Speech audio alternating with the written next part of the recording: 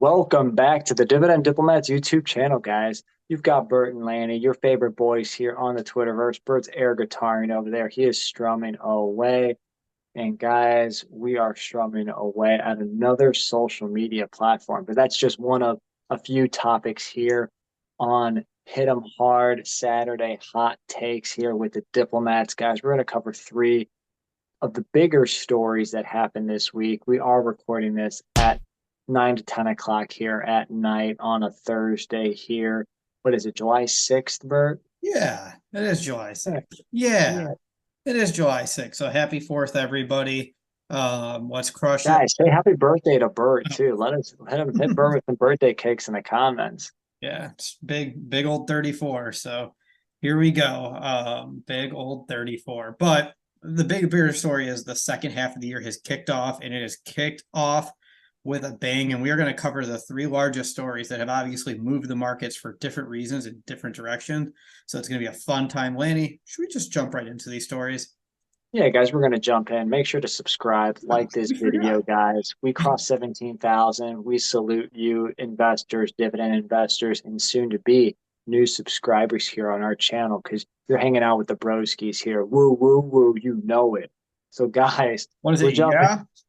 Is Yeah, yeah. that- Let me tell you something. Let me talk to you. yeah. All right. Um, So yeah, let's the go in. first big story here, guys. You're watching this video on YouTube, a Google or Alphabet product.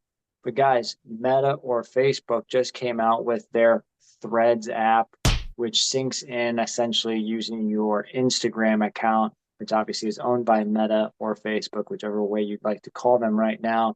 So they're straight competing, quote unquote, with Twitter right now, Bert. And this was just released, what, Wednesday night, July 5th? Yes, it was released on Wednesday, and they probably smell some blood in the water because they have a chance to go after Twitter, try and take as many users as they can. And let's be honest, there have been a lot of Twitter users that are looking for alternatives to Twitter after what's been a crazy year. There have been some positives, there have been a lot of negatives. There have been platforms trying to figure itself out how it wants to grow, what it wants to do. And the release of Threads came at the time where Twitter just put out that 600 tweet per day user limit, tweet limit for people that don't pay. So a lot of people are pissed off with that, which led to record-setting signups for Threads on its first day or two. Yeah, I mean, you're talking over 30 million new signups here, guys. That's pretty large in one day. Obviously, a huge backing from the Meta platforms. And guys, I mean, there's no question Twitter has received a ton of backlash, obviously on the verified blue status. That was been the first bigger backlash. Obviously, the mass layoffs, Elon Musk coming in, cleaning up house, selling office furniture, closing, trying to shrink their workspace, workforce as well. Yeah, not Um, paying bills, just letting those go by the wayside. Yeah, and obviously now they're trying to really put the squeeze on essentially the free users right now, limiting what is it 600 posts you can view per day as a free user? Yeah, it's insane. I mean, if you have the blue check mark, I think it's 6,000. So he's really trying to incentivize to get people to get the blue check mark so they can stay on the platform and view those tweets. But a lot of people just, I don't know. It'll be interesting. As I say, some people haven't found the value in the blue check mark yet. It's a mixed bag of what you're getting besides just paying now to see more tweets. Yeah, and unfortunately, Twitter being private now, thanks to Elon, you really won't know some of the financial data of what's going on behind the scenes now that they're a private company. Yeah, and I will say this though. I can only imagine how much money they are saving from that move to limit the number of tweets per day because the amount of data for the free users that aren't paying, that are just scrolling, using up resources, using up data in the cloud, all of that is expensive. So I'm sure this is a huge cost saving measure layered on top of it. Yeah, and I'm curious on the number of users and number of, the dollar revenue that they're bringing in. But obviously, with that can bring in and open up new competition, threads. So Mark Zuckerberg couldn't have released that, I think, Yeah. any more timely after all of the blood has been shed from Twitter. Yeah. So obviously we signed up for it too. So we'll keep the link down there. If you want to check out our threads, we're Yeah, experimenting with it it's in too. the description. Yeah. But this doesn't mean Twitter is done for. we should bring out that part of it too. Twitter has a unique platform. People, despite the fact that they were frustrated with Twitter, still couldn't break away from Twitter. There's still a lot of people that were on it, even though they didn't like it. It's hard to find an alternative just because of the scale that Twitter's built over the years too. So just because Facebook's launching something doesn't mean it's going to be successful. I think that's the key piece of it. And they're already facing lawsuits. Lady, you want to talk about that for a second?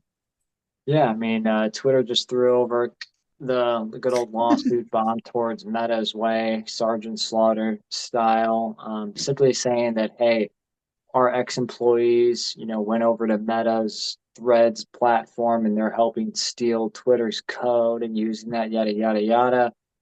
Essentially, Elon Musk even tweeted, I think, that says, competition is nice, but cheating is not. So again, there's lawsuits that have been tossed Meta's way that they're stealing, the secret patents and the Yeah. secret sauce that Twitter had. This will be an interesting layer to the Elon Musk Mark Zuckerberg cage match that they're going to have. I think this will just add a few extra little punches thrown in there, just see who's going to come out on top. So let us know though if you Yeah, guys are signing up for Threads, if you guys are going to use it, if you guys see any value in the platform. As Bert said, we're going to be still heavy on our blog, heavy on Twitter, heavy on YouTube. So we're not going anywhere, but thought this was worthy of a nice discussion. absolutely. So now let's talk about story number 2 for this video. Jobs. Was it released today, Lanny? Was today the day that they released the jobs report? Some news came out, but I think you'll see more here. Well, you're watching this a day later. We're filming it on Thursday night, but Friday morning is another report that comes out. But the news right now has been that there's been good ads, strong workforce. It's incredible. Earlier in the week, they talked about how the Fed released in their minutes, there still will be increases, but they're getting ready to slow the pace down. That was the talk come Wednesday. So people were finally expecting some relief to come on the interest rate front as the economy appeared to be cooling. But man, Thursday on the 6th, the jobs report just blew that out of the water. It crushed expectations. It absolutely demolished it. The new jobs that were posted, it was incredible. And with that, what happened to interest rates, Lanny? So, guys, rates popped up. The 10-year Treasury, went well above, 4% again on the 10-year, and the 30-year mortgage rate really kind of tracks in line with what that 10-year does. So what happened to mortgage rates is that they skyrocketed, not over just 6.5, not over 6.75, not over 7, but almost 7.25% now on the 30-year mortgage rate, which is just going to kill buyers and also scare the bejesus out of soon or could be, would be, should be sellers. So really a lot of weird turmoil going on right now, but that pretty much solidified, as of right now in a couple of weeks, a 25 basis point rate hike because Fed needs to really cool everything down.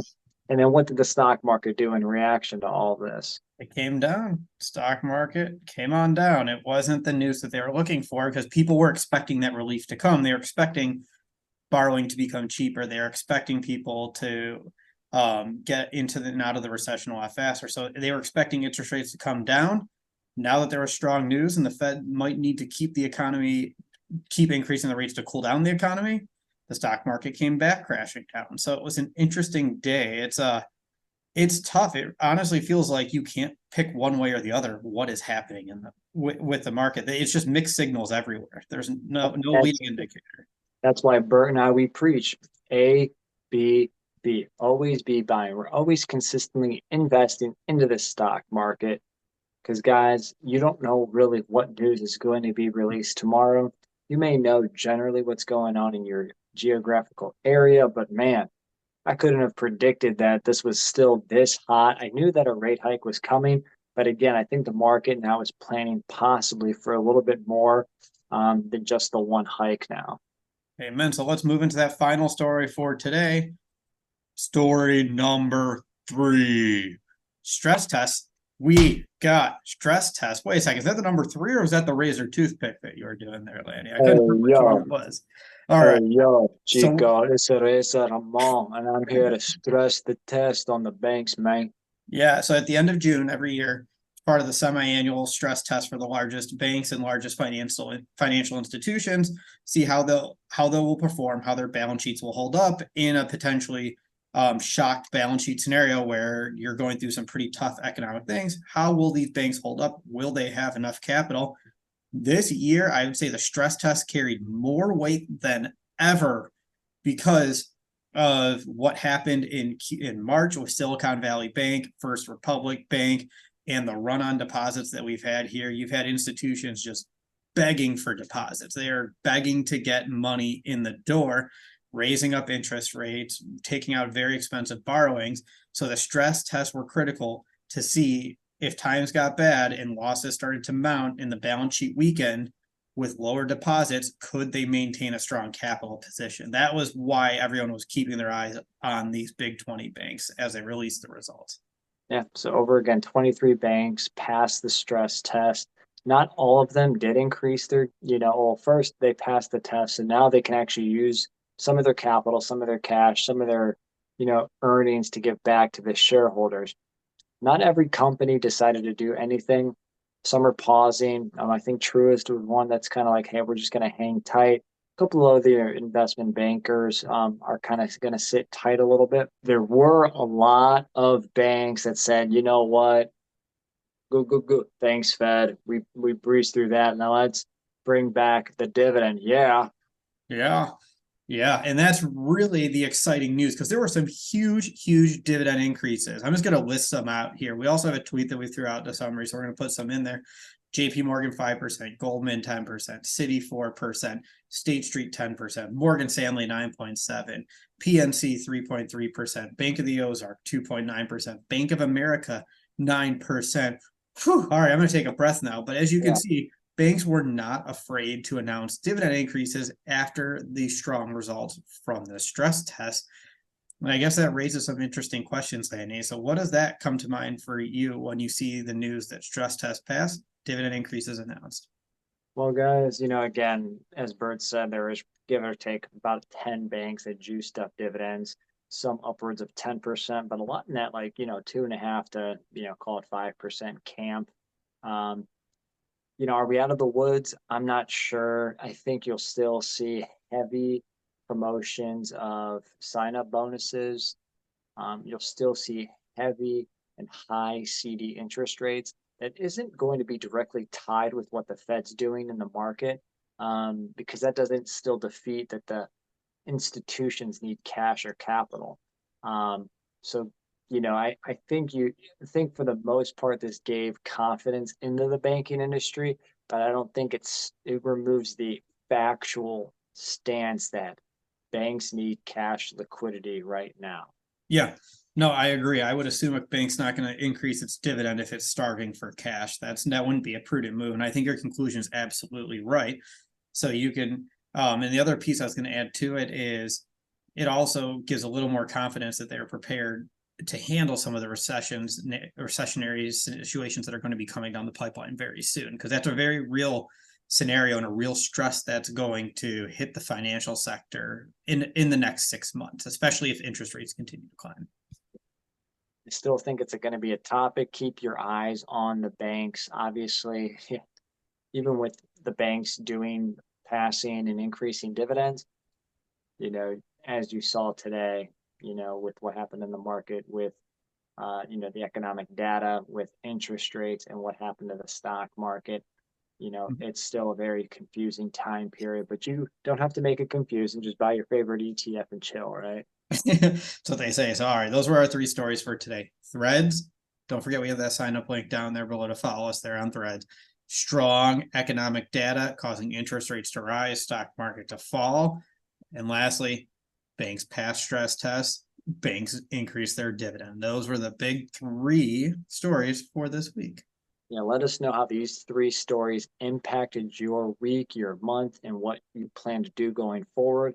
Guys, again, subscribe to this channel if you have not subscribed already, because, guys, we are the best, the coolest dividend brothers over here on the YouTube channel, guys.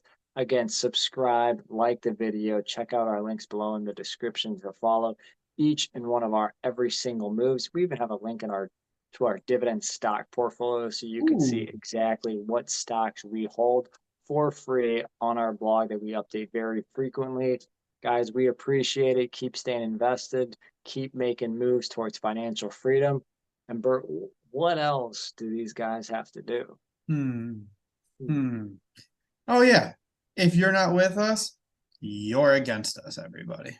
Guys, that was Bert the Hurt and Lanny from the Dividend Diplomats. Over and out.